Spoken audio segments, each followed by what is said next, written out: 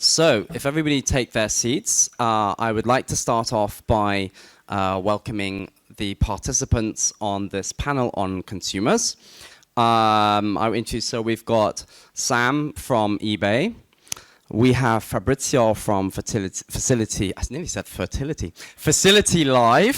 That would have been quite a new startup, I think. We have Jackie Gresh from the British Hospitality Association. We have Guillermo Beltra from Beoc, and we have Alessandro Cendarello from Ernst & Young. So we've got a bit of a mix of a Club Med and kind of Nordic Anglo composition in the panel. Just before we start off, just to continue this line on geo-blocking, I'm actually going to change the format a bit, and Trond, if we could whiz to that slide, because we ended with the theme of geo-blocking in the business panel. So you've got your gadgets there, and for the newbies who haven't voted before, you switch on the button at the bottom right-hand corner, and then you select the options, and you know how it works. Good. So if you can vote away. So I'm going to ask the panelists to very, very briefly say what they do, very briefly, and then if you've got a general comment about the DSM strategy, and as I said before, if you don't like it, you can rip it to pieces.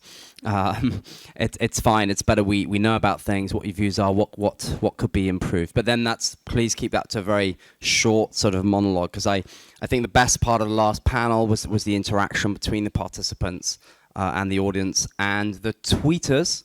And Trond is going to draw my attention to any interesting tweets that we'll also integrate into the discussion. So it's over to you, Sam. It's even on. Great. Thanks a lot. Thanks for having eBay on the consumer panel. We see it as a sort of endorsement of the fact that we're very good for consumers. So eBay is indeed an online marketplace. We connect buyers and sellers globally. Our mission is to enable commerce for everyone, allowing everyone to participate in global trade. Why we're here is that we have hundreds of thousands of European small businesses that sell on eBay. All of them almost export. 93% of the small businesses on eBay export. And we see the digital single market strategy as a right action plan to make the life of those small businesses easier. So maybe just a couple of specific initiatives that we very much welcome. Maybe first one is indeed the sort of focus on removing private sector or contractual barriers from e-commerce. We still see a lot of contractual barriers that prevent retailers from seizing the sort of digital opportunity, going cross-border and selling to consumers in different markets. So there, the sector inquiry is indeed very important. We see that DG Comp has rightly prioritized things like restrictions on online sales, but also more specifically restrictions on online sales platforms like eBay. Indeed, if small businesses are not able to use digital technologies to grow their business and sell to foreign markets and use platforms as tools to do so, they basically have no business. Second point in the digital single market strategy, what we strongly welcome is parcel delivery. If you ask any of the small businesses that sell on eBay, what their biggest pain point is, that cross-border shipping is expensive and unreliable. Same applies for consumers. So that's a big barrier, and the Commission has rightly identified that as an action area. Third point on the digital single market strategy, maybe not that positive, but is the role of intermediaries and platforms, especially the responsibility or liability for infringement of third parties. The e-commerce directive and the framework for liability of intermediaries has been a crucial sort of cornerstone of the digital economy and has allowed the European digital economy to grow. And we think that the current balance that is struck with the e-commerce directive works pretty well. There has been some sort of far-reaching case law in the member states where courts have imposed sort of monitoring obligation on the intermediaries, which have sort of underlined the fact that if you go that route, that just doesn't work. So we would welcome some guidance from the Commission to limit and cabin that kind of injunctions that impose monitoring obligations on intermediaries. Okay, very good. I would encourage you all to be brief because I want to get into the panel discussion as quickly as possible. So Fabrizio, it's all yours. Okay, I'll be brief. I'm Fabrizio. I represent Facility Live. Fertility Live is for the next business. And yes, and Facility Live is a startup. We are the first Italian startup by financing round in 2014. Let's see at the end of 2015. We are a search engine, semantic search engine, and we are a user experience platform. So we develop a search engine that is powering a user experience platform. We are going pan-European now. We have headquarters in Italy, near Milan, in a small town. We have an office in London now. We are going pan-European. So what do we think about the digital single market? So my take is, well, I like to quote Robert, hopefully innovation is faster than legislation. And so the problem I have with the digital single market is that it's still sticking to the old way, old-fashioned mode of functioning and seeing what is really for the citizen. Why I'm saying this is because first, I think we are obsessed with the word consumer. I know this is a consumer panel, and this is why I'm saying. Because I believe that we need consumer law to protect people because they had bad experiences. And we want to avoid bad experiences because so that you build trust and people are more accustomed to using technology or to do things. So for us, I mean, Facility Live, it's a very good business because our clients, by the way, we are an over the top, and the biggest client are telco and bank. So imagine the situation. I will never be in a net neutrality debate. Because using our technology, we can help this company or banks understanding better the client, the citizen, and try to avoid the bad experiences. Because the issue is there is a huge asymmetry of information between people and businesses. And if the market cannot sort it out, well, you have two ways. You can have a technology empowering the consumer, the user, or you can have legislation. Okay, we're going to come on to that, Fabrizio, because you'll have the opportunity to go into the ways of solving the good or the bad. Don't worry. Jackie. Hi, I'm Jackie Gretsch. I am with the British Hospitality Association. We're the trade association for hotels, restaurants, apart hotels, attractions, and catering in the UK. Obviously, as a hospitality provider, or a representative of hospitality providers, we are interactive with our customers. The product that you receive from a restaurant or a hotel is responsive to a request. It's a made-to-order product. And that means it's constantly changing. And for someone who is looking at a place to stay or a restaurant to go to, it means that they have to somewhat guess what the product is. It's not a computer that can be specified in clear, specific terms. It's something that intentionally changes all the time and therefore isn't automatically defined. The internet gave everybody a tremendous leg up on obviously efficiency and accessibility, but with hospitality, what it also did is it created a system that defines our product, which is a tremendously impactful thing to have now. It's made people, it attracts people and brings in access. It allows people to book things and find things that they never would have found. We're lucky in that we have great regulations on health and safety that still allow for creativity, but ensure that the customers always know that they can try a new restaurant, try a new hotel in somewhere they've never been, and know that they're safe. We're happy about these things, and we really appreciate the internet. It's done tremendous things for us, but obviously, when you hand somebody else the right to define your product to your customer, it brings in quite a bit of questions if that's misused or if you have, if you want to step in and define your own product, which is something that the industry is really working on now, is that there are so many intermediaries in the middle that are now the only way into our products and also the only definition that the customer sees of our product. And that's an important issue that we'd like to tackle to ensure that the customer receives accurate and true information and easy access to continue to travel and eat in restaurants. Okay, thank you very much, Jackie. I think it's very nice that we actually have what was a traditional sector that's been affected hugely by the internet age in terms of the threats and the opportunities and ability to modernize. And we've got a few interesting questions, I think, on this issue of rating and vetting and consumer response and interaction. But we'll come to those. Guillermo. Thank you.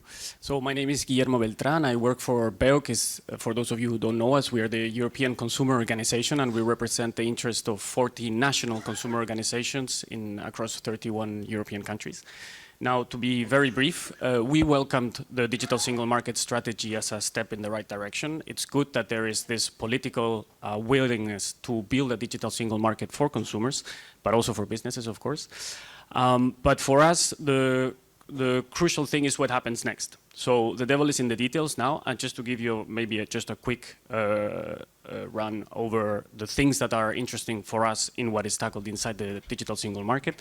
Number one is consumer protection online, and we'll get into the details of that. But there is the strategy mentions a proposal to deal with the issue of digital content, which is welcome because there's a legal vacuum at the time.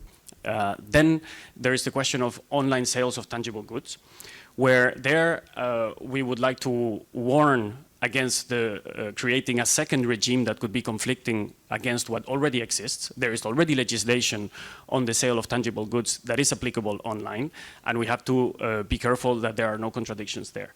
And then on the issue of the so-called home option that was mentioned earlier by James, we believe it is counterproductive for consumers, but we can get into the details of that later. Second, what the digital single market strategy looks into, and we think is very important, are what are the barriers to e-commerce for consumers. Robert Madlin said this morning that the barriers are language, payment, and tax. I think that the list is longer. There's also trust, and that's a very big issue. Can we trust the online services, and what can we do as policymakers to foster that? There's also the issue of redress. Can consumers access redress system easily when it's about an online transaction? Then a very important issue that I think is always discussed in parallel to the DSM, but it's not so disconnected, is that the DSM, a digital single market for consumers, will not be really successful if there's not the underlying infrastructure to access it. We need accessible, cheap, quality broadband for everybody in order for the DSM to be really successful. It's a natural consequence. Guillermo, I'm going to move you along in a second, so just finish up.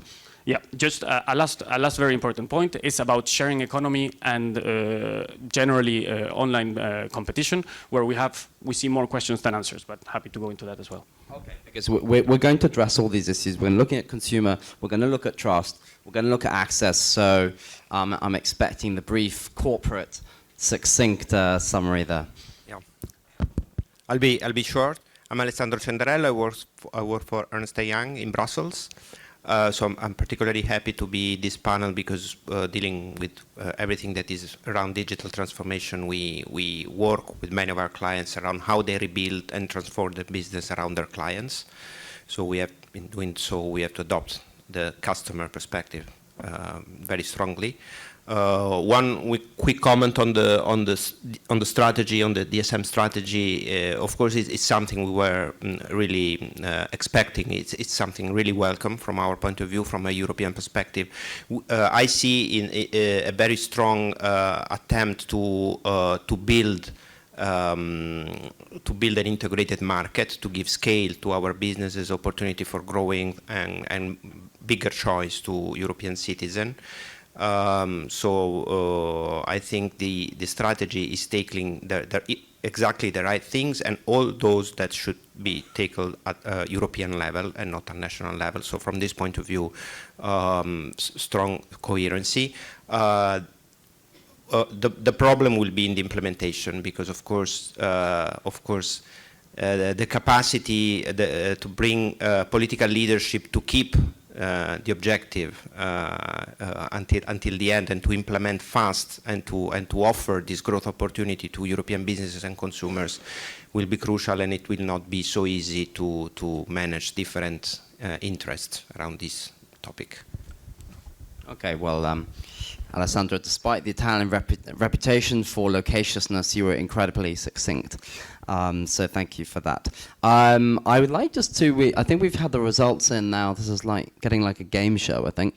So 85% of you have been geo-blocked on the internet, which is quite some, yes, voting figure. So I will turn immediately to Sam, geo-blocking.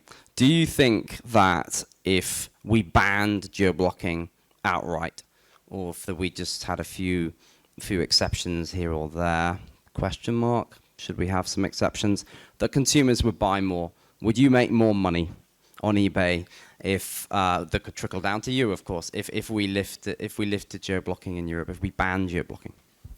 Yeah, maybe from our perspective, geo-blocking means also online sales restrictions, especially on marketplaces. I think, you know, as I mentioned, 93% of our small businesses export. So it means that, by definition, using an online platform has a sort of cross-border element to it. And basically, if you're not able to use those tools, you're not able to sell into sort of other geographic territories, which makes it a sort of a geo-blocking exercise. So again, that's very welcome. On the broader discussion, of course, we cannot, you know, our sellers are businesses and they want to make money. They want to sell to consumers as much as possible, but they don't want to do that on a loss. So obviously, if it's not economically sensible to sell into a certain territory because of the high shipping costs or whatever other reasons, I think there should not be a sort of obligation to sell. Okay. Alessandro, since you were the last to speak, what are your views on geo-blocking? And rerouting and all its works? So I'm quite radical on this. I think that if the objective is to look at EU as one market, then of course the more we can facilitate cross-border exchanges and not having 28 unique markets that are completely separated. If this is the objective, we should try really as much as possible to remove geo-blocking. From a business point of view, businesses that trade or commerce online, they should look at EU as one single market, and consumers should have the maximum possibility of choice. Of course, I think that when we talk about geo-blocking, the main, from my point of view, the main critical issues is about digital products. So everything that is related to video, music, when there is a digital content to be traded, and then there is a very sensitive discussion around copyright. So I think that would be the main area of focus on how to make it right and how to make sure that all the different interests are respected. Excellent. So beyond copyright, Guillermo, what do you think of geo-blocking? And we know that there are instances or practices of geo-blocking related to copyright, related to the rights holders, related to the distribution arrangements. But what about that area of geo-blocking that's nothing to do with copyright? Do you have any views on that? I mean, we're talking about access to, I don't know, buying a bike in Italy or Spain or whatever, and you can't get it across the border, or you get a different price, or the car is sold to you, rented to you at a different price. What's the BEOC view on that? So, so beyond the copyright issue, we understand that it does not make a lot of sense to force every single business to have to be able to offer to deliver a service or a product to every single member state. But that's the reverse side of that argument is also that one needs to look at not just how to enable traders to be able to target consumers across markets that they want to be able to target. So consumer demand is not always just consumers going somewhere and asking for something. It's also about traders targeting pockets of consumers that they want to be able to target. So the question here is rather, how do we tear down barriers there so traders are able to do that? That's one thing. And then the other thing, which I would call rather geo-discrimination rather than geo-blocking, is, I'll just mention an example that was all over the Belgian press just this week or last week. Disneyland Paris was pricing their packages of tickets to enter the park at different prices according to the place of residence or the nationality of the consumer that was buying it, which in turn meant that there was like a 400 or 500 euro difference in the price, whether you were an Italian consumer or whether you were a Belgian consumer. Now, that's not fair. There's no, now coming back to how Robert Madlin was distinguishing between unjustified and justified, we don't see how that can be justified. Okay, so let's take that angle of justified and unjustified. I'm going to turn to Jackie here. Jackie, do you think it's fair? Do you think there are grounds or circumstances where customers should be geo-blocked or rerouted to somewhere else, that you should set different prices or different access conditions, perhaps in the hospitality sector? Do you think that's fair? Do you think, what should we do about it, or leave well alone? Well, I don't think it's fair to geo-block. Obviously, we want to attract people from all over, and that's what the value of having e-commerce has done for the industry. One, which I spoke about before, defines us. The other is that it allows an even channel for people to purchase. That's a great thing, and we want to have people able to see our products, to know that they exist, because in a small town with a small B&B, you wouldn't otherwise find it but for the internet or word of mouth. And we want to ensure that people can see these things, and then that they can also book them and rely on the booking. These things are all great. Our real issue, rather than access, because we've found that the internet's doing nothing more than making us more accessible, which is great, and exciting people about new places and new things to do and try. But our issue really goes back into the more of a platform question, because that's where we find that we're defined. Not only is our purchasing defined, but our actual products are defined to the customer, because before we had the internet and a source to aggregate information, there just was no reliable definition to tell you what the product was before you were going. So that's really our main issue. But we actually we think that it's accessible now, and anything that improves accessibility and visibility to new places, new things to do, that's great. And I'm going to extend the accessibility to the audience now. Can anyone in the audience, has anyone got a comment as to why you think, because you voted overwhelmingly yes, saying that you'd experienced geo-blocking. Does anyone in the audience have an example or think of a time when they think geo-blocking could or should be justified? Is there any? So, do you have an example of why you think geo-blocking should be justified? It really comes down to the question of what is fair. What do you mean when you say what is fair? Businesses want to make money. That's what they do. And if you look at the overheads for any business, when do they want to make money? They want to make as much money as possible in all situations, basically.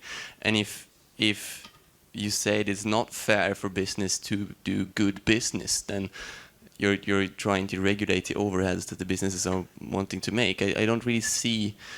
You have one geo-blocking that is copyright and all that. You have another geo-blocking that concerns whatever's within the confines of competition law. And that's another thing. And then you have this concept of fairness, which I find a bit peculiar in this business context, because businesses want to make money. Okay, I'll retrieve the mic. I mean, fairness is something rather difficult too. Did you have a question on justified, Sarah? Not really a question, but maybe an observation that's a bit more concrete. I mean, I represent Swedish businesses, the Confederation of Swedish Enterprise. And one example is, for example, different countries have regulations concerning what you can sell, what kind of price you can sell during certain periods of the year. In France, during certain periods, you cannot sell cheaper clothes, for example. So if you're a Swedish clothing company, you cannot effectively sell to the same price at the same time all over Europe at the same time. So you have to reroute those consumers to other countries.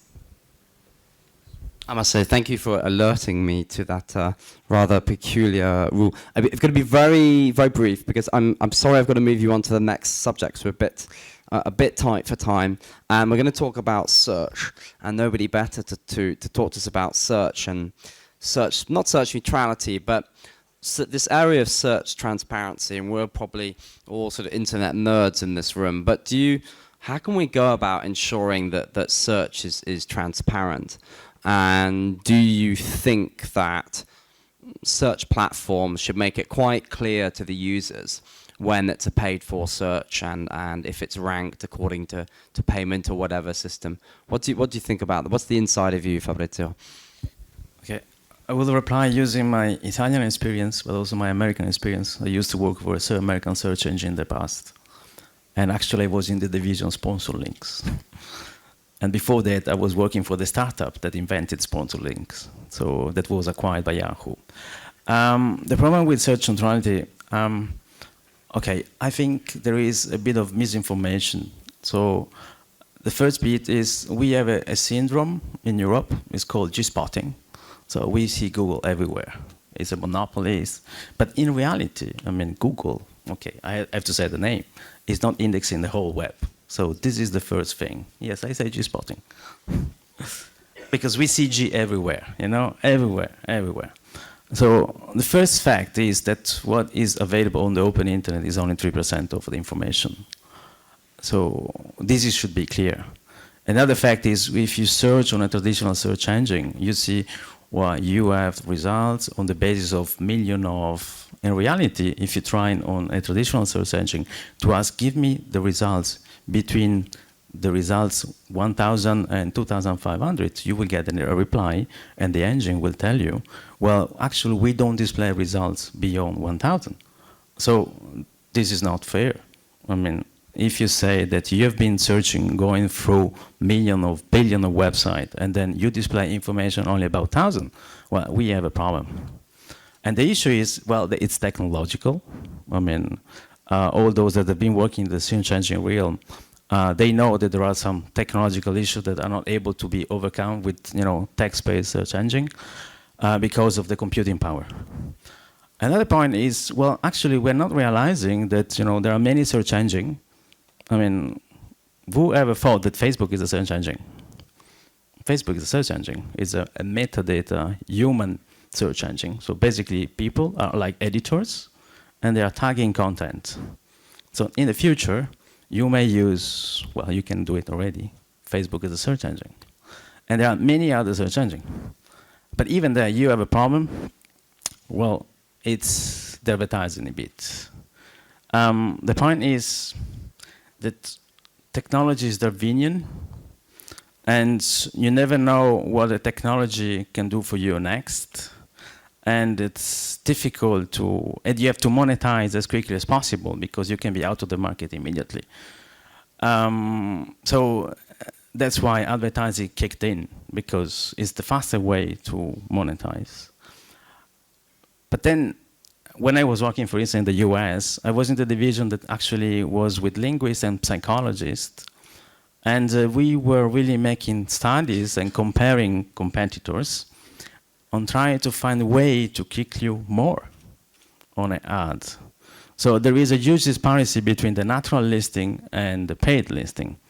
I even said this, I mean, and I always try this experiment. How many of you have ever clicked on a paid ad?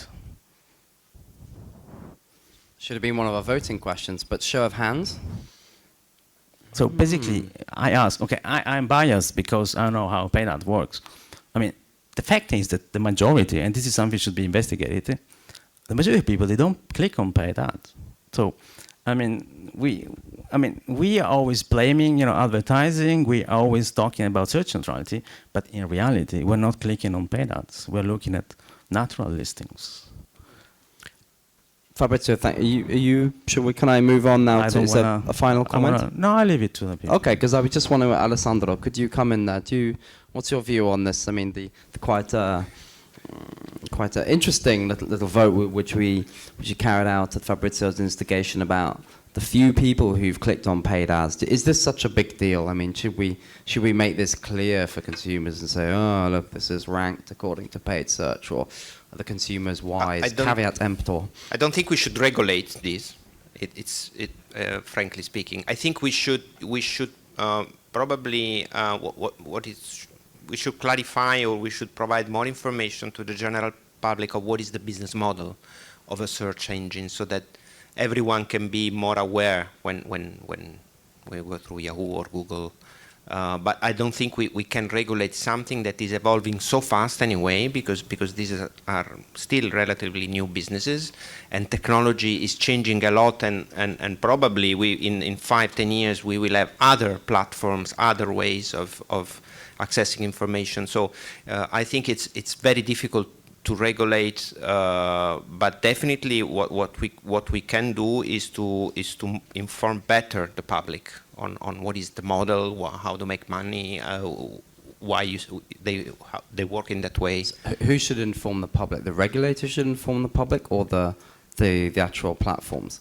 No, I think that it's part of the education in the sense that the national curriculum should not teach it in school. Education at large. I mean, it's part of the fact that we need to build broader awareness of what is the digital and what it is that we use. And probably we are still at an infant stage in terms of being aware and conscious of what it is. So I think that it should be part of a mainstream way of building up our capabilities and competencies. Okay, we'll look at these mainstream ways. And I just wanted to take one of the tweets, which I think joins it up quite nicely. Some of them are quite complicated. And I'm going to turn to Guillermo with this, because it's kind of, it relates to sort of is this sort of the dumb citizen, you see? I mean, this transparency. The DSM strategy is literally killing markets. I assume this is a complement to the success of the DSM strategy. Perhaps I misread that. By assuming citizens are identified and thus reduced to products, do you have an answer to that, Guillermo? Do you think that we're kind of dumbing down what we're turning citizens into products? Well, I read that tweet as an issue about EA identification, I would imagine. I'm not sure what the person means.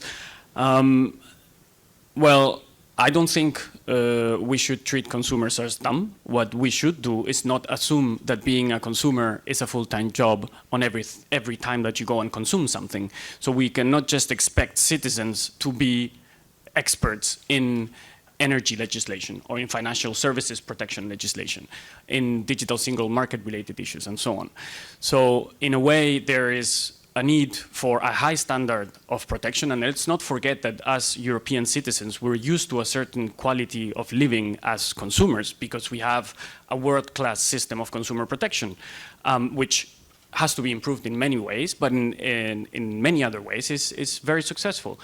And the question is rather, how can we translate that in an efficient manner onto the online world in a way in which then us as consumers can feel the same amount of trust when we shop around online or when we use online services? Do you think then that we should fully harmonize consumer legislation across the EU? Do you think that's helpful for consumers and businesses? One block set of rules, min, max, that's it. What's your view on that? You're not going to like my answer, because the answer to that is that it depends what we're talking about. I like every answer, so feel free. So there's already consumer legislation that has been harmonized and that is applicable online as well, and that regulates part of the contractual life between the trader and the organization and the consumer, which is the Consumer Rights Directive, for example. On the issue on how to do harmonization or not, I'll put back the question to you. The point here is that if you harmonize, it can never be a race to the bottom. So what consumer would give up acquired rights for the sake of just harmonizing legislation across Europe? So, for example, if you are Portuguese, you have rights that when you buy a product, whether it's online or offline, that many other Europeans do not have. So if you're going to harmonize legislation in Europe and those Portuguese consumers have to give up their acquired rights, I'm not sure they're going to be very happy.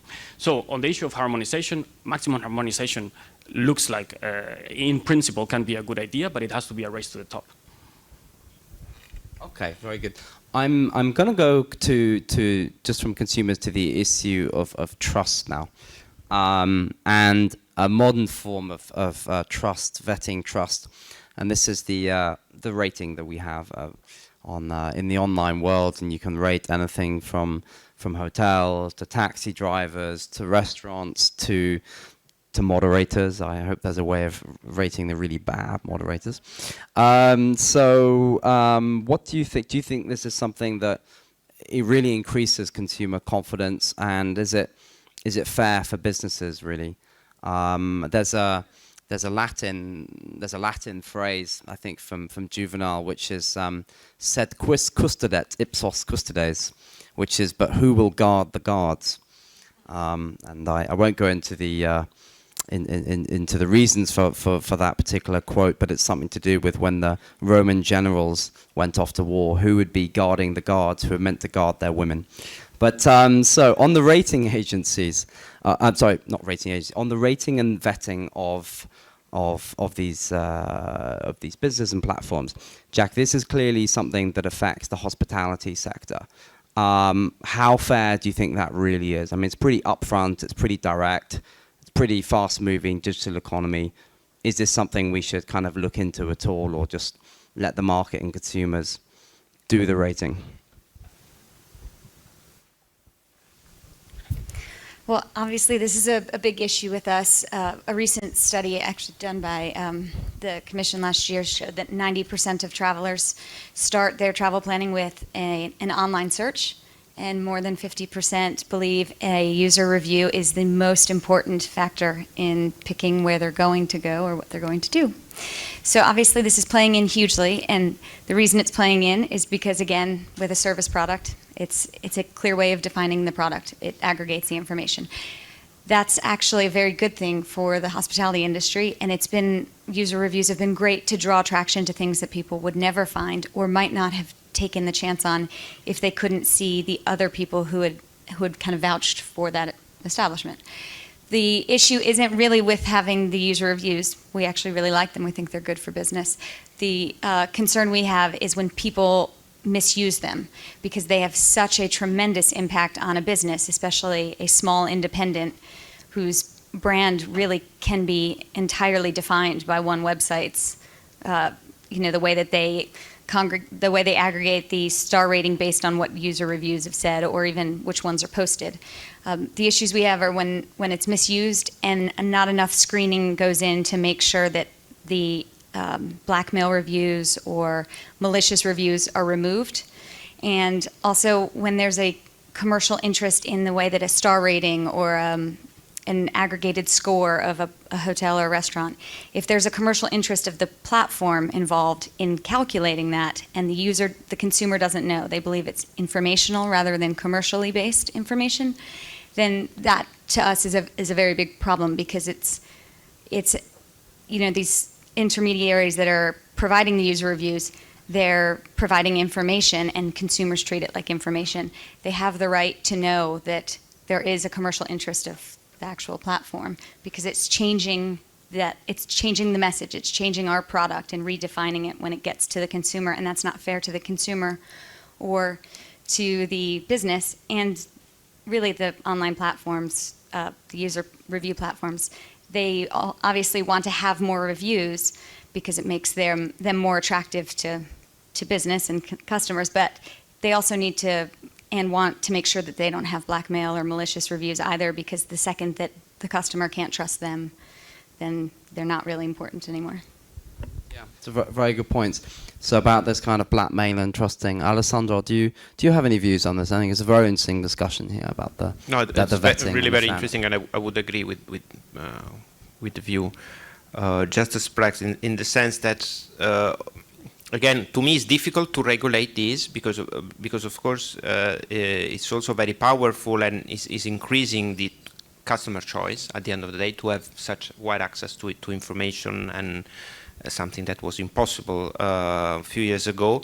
But on the other side, I think that there should be clear code of conduct of those who are providing the information, so that there is an ethical behavior on how the information is treated, collected, to make sure that there is not market abuse, and appropriate control on the information that is put on the internet, and that is influencing the behavior of customers at the end of the day. So it can destroy a business if badly used. So I think that from this point of view, self-regulation, appropriate code of conduct, ethical behavior are probably the big driver, and regulation might be probably just a burden in this case.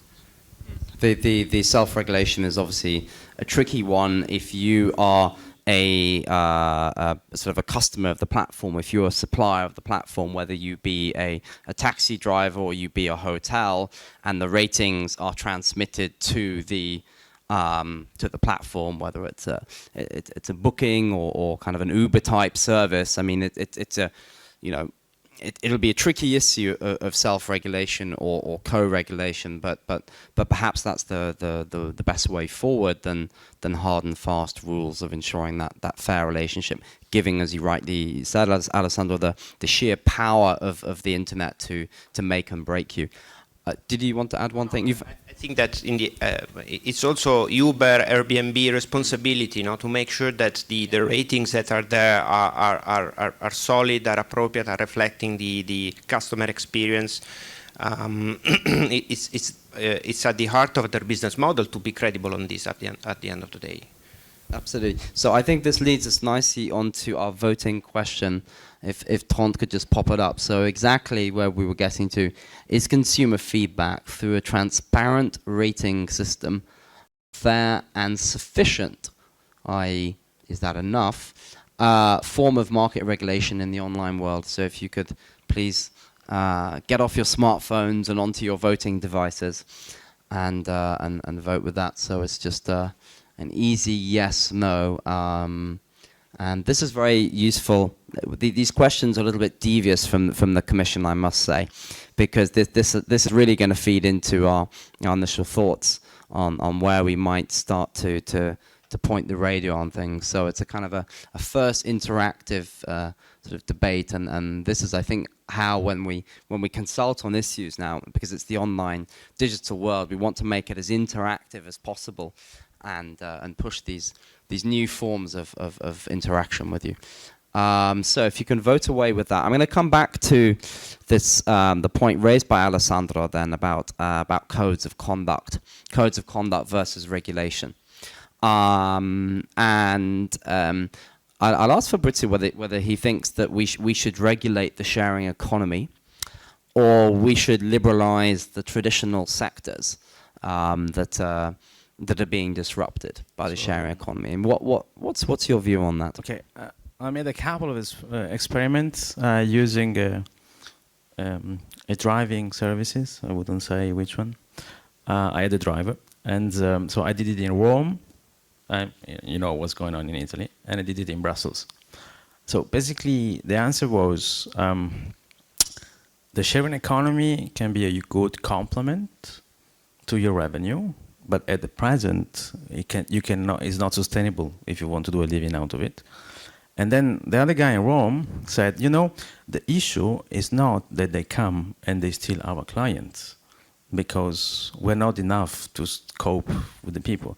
The issue is that all these services were conceived in a system that is not compliant with the European value, the way you see things and the way society is regulated.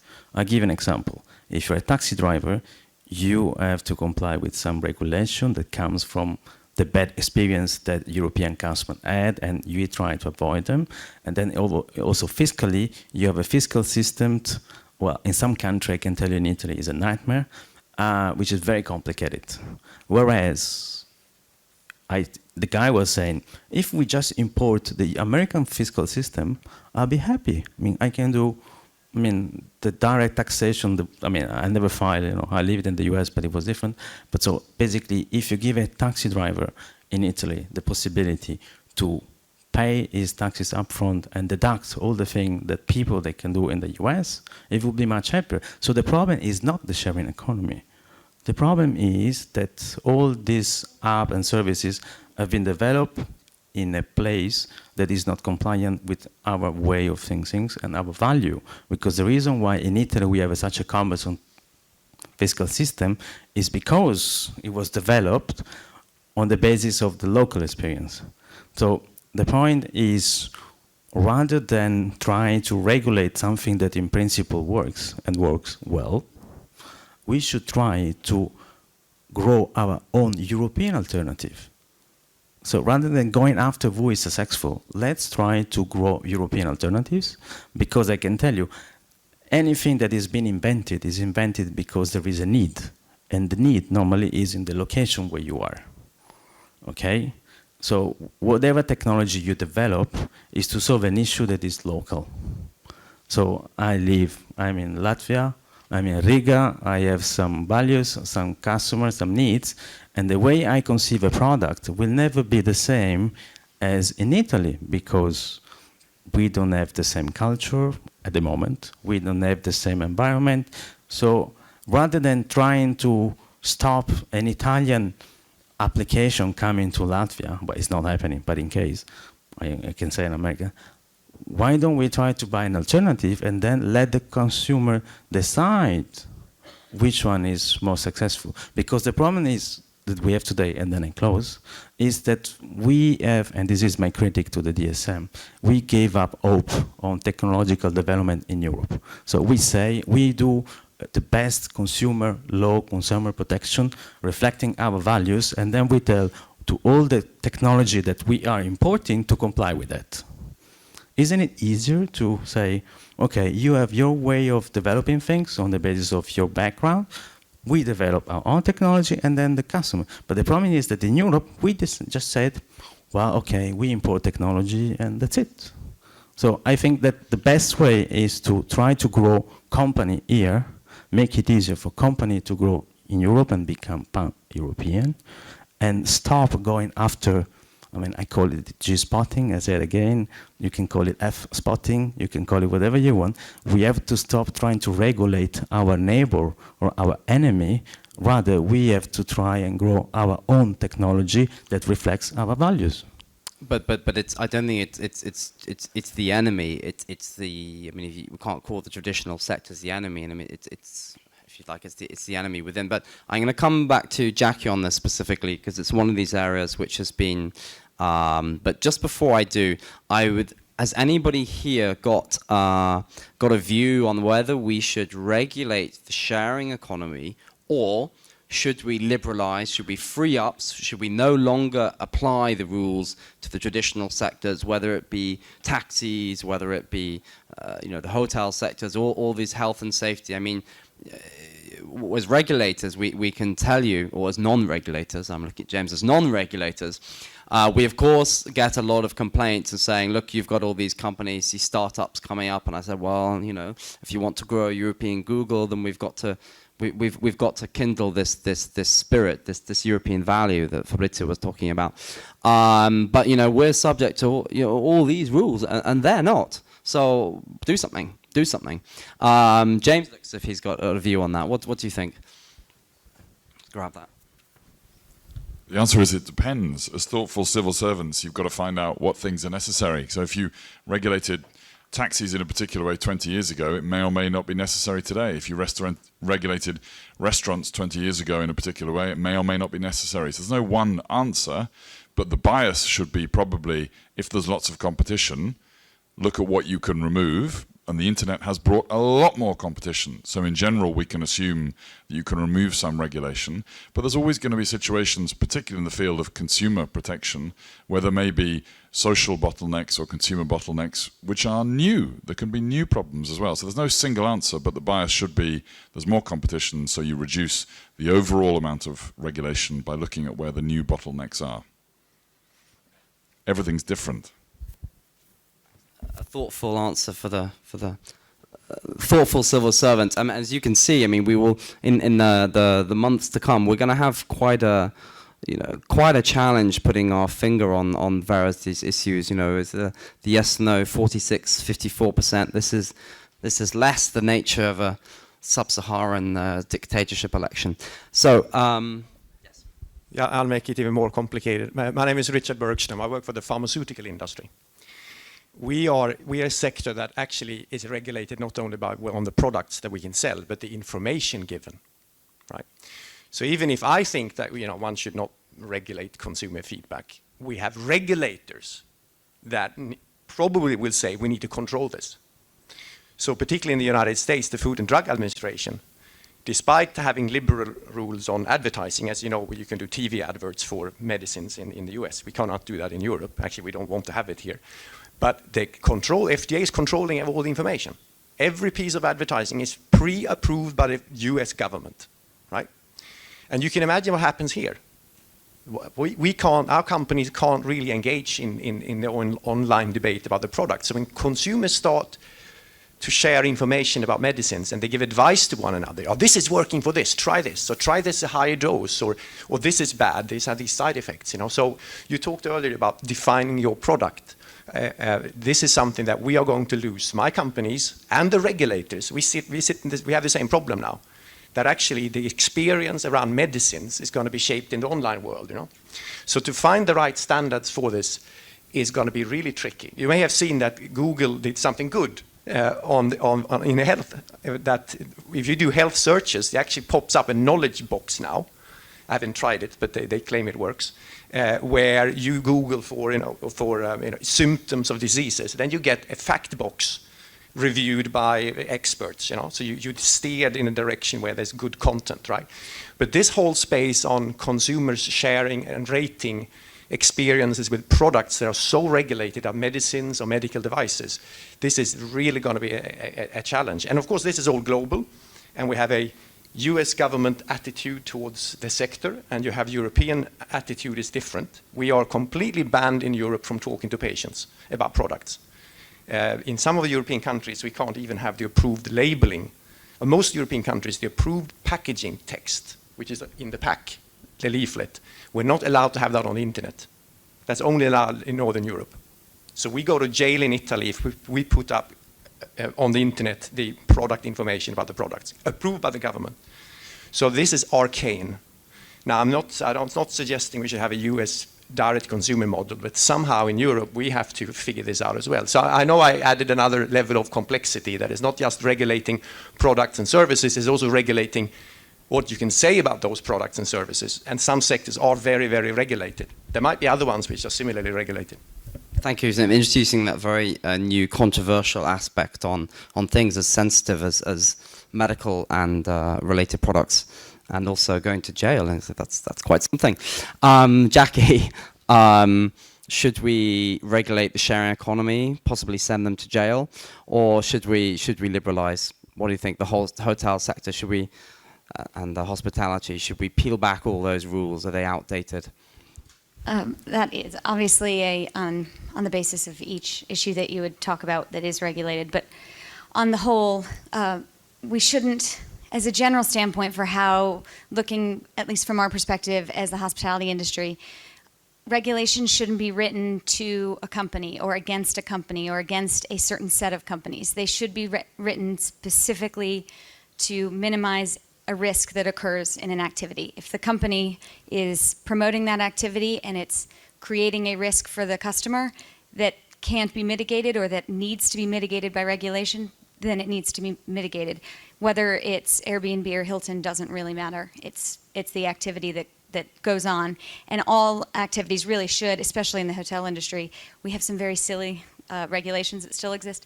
They really should be looked at to say, one, is this still a risk or a problem?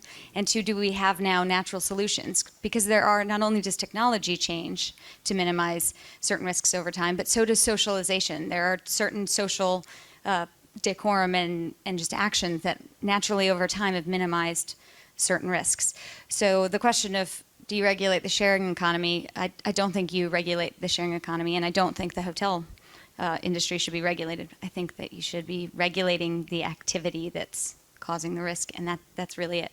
And also always regulating to a standard where you're promoting freedom and not where you're harming something, but where, with food, for example, they can be very picky regulations, but the benefit of health and safety on food in restaurants is that customers can go anywhere they want without fear of constant food poisoning. So that's a good thing. That's creating a freedom and choice for the customers. That's what the regulation should be doing.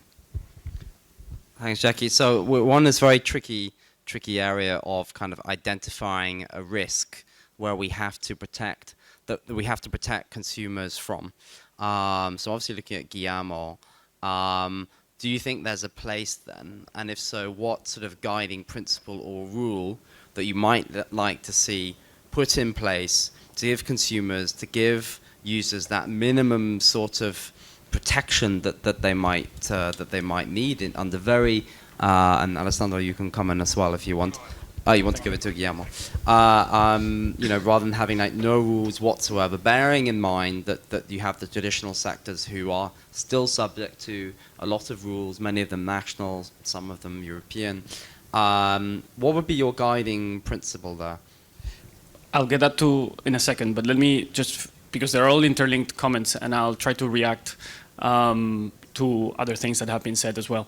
On the issue of reviews and price comparisons, for example, there's soft measures that have been developed by the European Commission, like principles on how price comparison websites should be run, which we think are very good, and we would encourage the DSM team to look into that a little bit, because I think it's not mentioned on the DSM strategy. On the so-called sharing economy, let me tell you a quick anecdote, because last week I was at the first global academic sharing economy conference. And if I took away something with me, the number one idea I took away was that there is no common agreement of what is the sharing economy, what falls in, what falls out, amongst the academics. And they've thought a lot about it, you can be sure. And so the question here is, what are we talking about? Because then there's no one-size-fits-all solution. So I would agree then that what we're talking about is the activity, the service. If by sharing economy we mean, for example, Airbnb and Uber have been mentioned, then let's analyze those examples, those business models.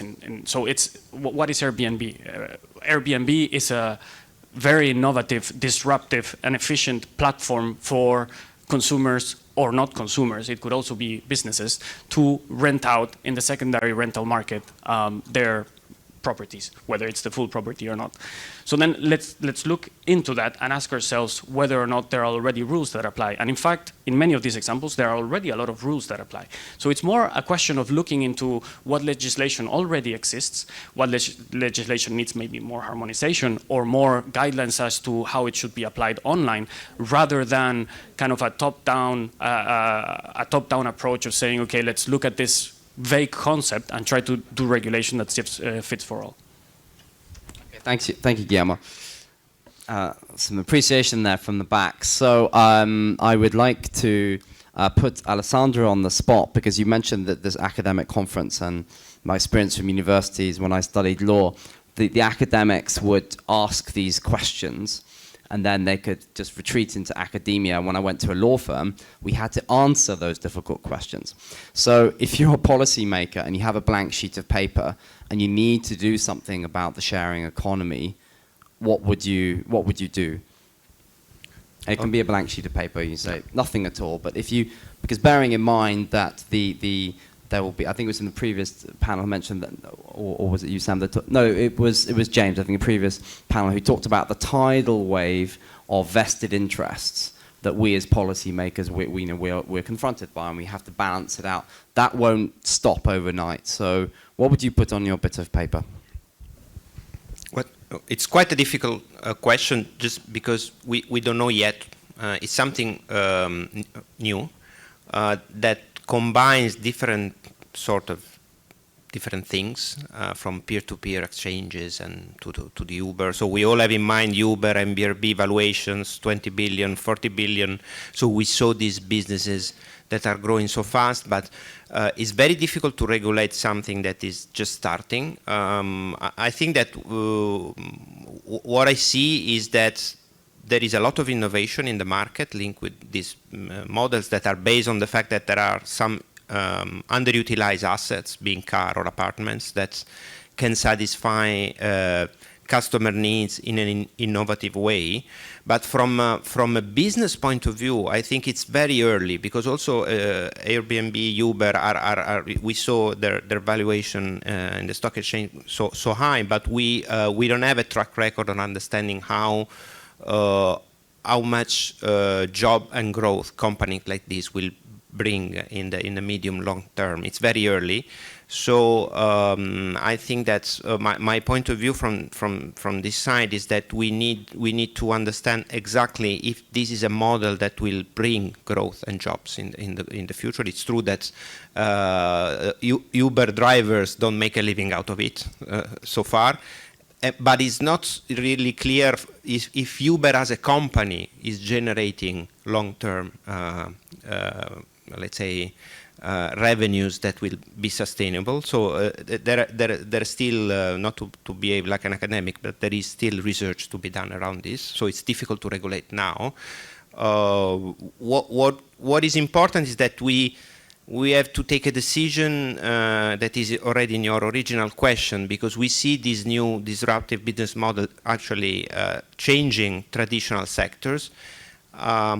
Is this something that we want in the long term? In the sense, do we need a taxi driver industry as it is now in Europe? Do we need it like this, or we can change it? I mean, to me, it's always the market that and the customers that should take the decision. And regulating in this context is very difficult, because we run the risk to protect some existing industries that probably are less efficient, but we don't know yet. Okay, I'm going to turn the question back to Jackie. Actually, this precisely is it very early is it too early to act now? I mean, I think there's good red tape and there's bad red tape, and sometimes you're not going to like this. Sometimes we have to regulate in order to protect. You're probably aware that Airbnb, the attempts have been made to close it down in Spain, all over Italy, all over Europe, including Italy, France, Germany. They've been trying to close down Uber. So should we be allowing all the member states to close down all these innovative, disruptive platforms that challenge the vested interests? Because it's true, we could sit back and study the market for 3 to 5 years. A lot will happen in 3 to 5 years. So maybe there is an urgency to act in a way to protect this innovation. Jackie, do you have a view on that? Well, the things that can happen in the sharing economy can happen to customers when it doesn't go wrong most of the time. In fact, most of the time it goes very well, and it's encouraging tourism, so we support that. But when it does go wrong, it's very bad, and it's very bad for individuals, and it's usually in things that didn't need to happen. They didn't need to have that risk, and it was an open risk that just didn't need to be there if there was more attention paid at some point in the chain, be it whether it's the host or the platform, to make sure that the current regulations were complied with. Not every single regulation, but the ones that are very important to protect people. Shutting down a business, I think that goes too far. What we should be doing is just encouraging practices that there are already regulations that already exist. Just encourage compliance with these things, because they're very important to make sure that people are safe. I mean, if the horror stories that are coming out of some of the sharing economy, when it goes bad, it goes very bad. It doesn't need to happen, and they don't want it to happen. The big, very powerful, fast-moving sharing economy companies don't want this to happen either. So we need to make it possible and easy for them to comply so that these things don't happen, and safer for consumers to do it too. So I don't think shutting down works.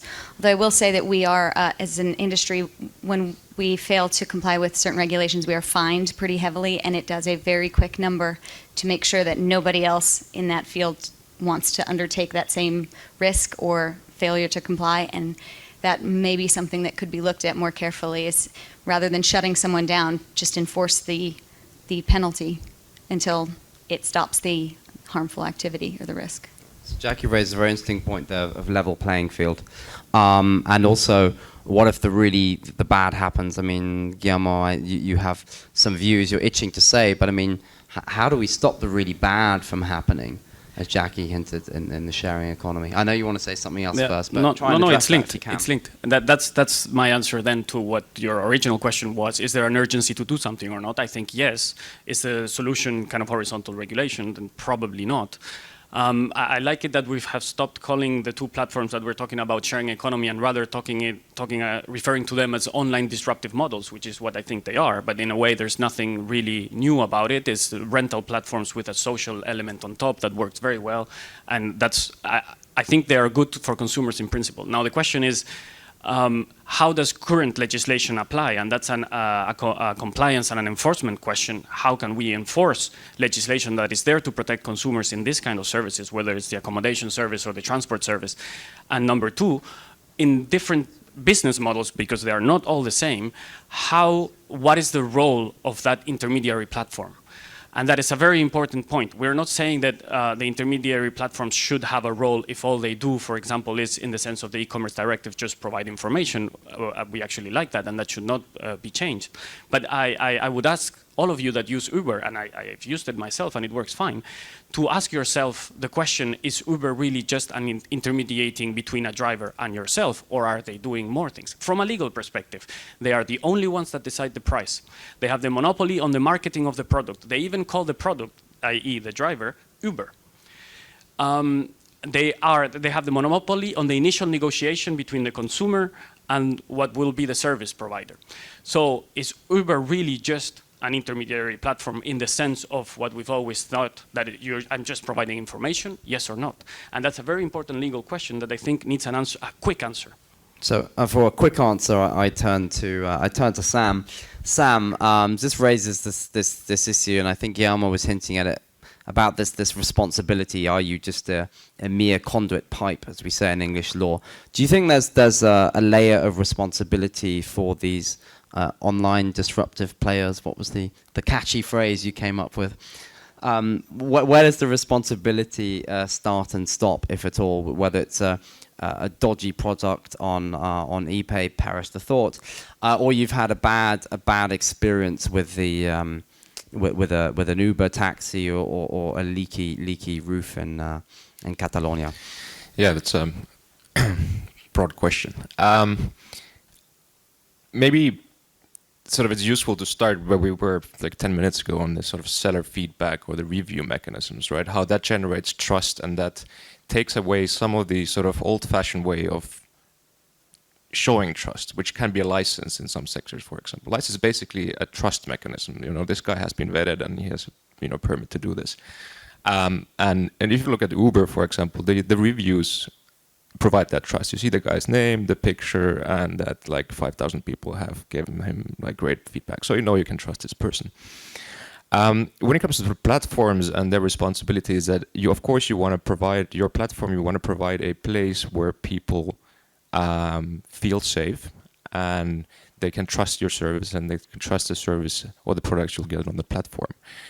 So it's in a way in the platform's own interest, of course, to do everything possible to ensure that trust and ensure that there's no risk for consumers, for example, in our case, in terms of counterfeit products or the other illegal material.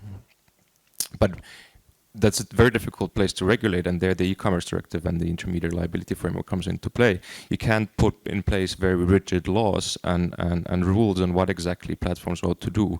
Rather have a sort of very principle-based approach like you have in the e-commerce directive, which is so that has worked for like a number of years. Okay, thanks. I'm going to have a last question from the audience. I'd like you to put it to the panelists. So you've got a free range. And I think I'm going to ask somebody, I think I've got to cut it here. Oh, right. Well, a very quick question, because I want you to make your final remarks. So the